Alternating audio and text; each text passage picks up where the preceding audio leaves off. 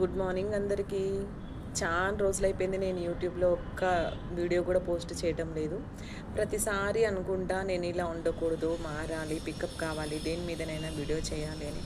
కానీ ఎందుకో ఆగిపోతున్నా. ఎందుకోసం ఆగిపోతున్నానో అర్థం కాలేదు కానీ, ఈరోజు నాకు ఒక విషయం మీద ఫుల్ క్లారిటీ వచ్చిందండి. పూర్వకాలంలో ఒక సామెత ఉంది. ఆ సామెత ఏందంటే, బతకలేక బావిలో పడితే కప్పలు కనుగుడ్లు తిన్నాయంట.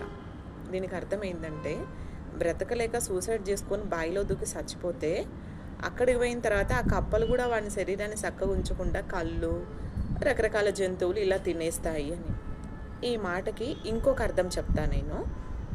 మన ఇంట్లో వాళ్ళు అన్యాయం చేశారు, మన రిలేషన్స్ బాలేరు, మన ఫ్రెండ్స్ బాలేరు అని ఎదుటి వాళ్ళు మనకు తేనెబూసిన మాటలు చెప్పేసరికి మనం ఐస్‌లా కరిగిపోయి ఉన్నాయి లేనియన్నీ వాళ్ళతో చెప్పుకొని సేద తీరినామని మనం ఫీల్ అయితాం అంతే.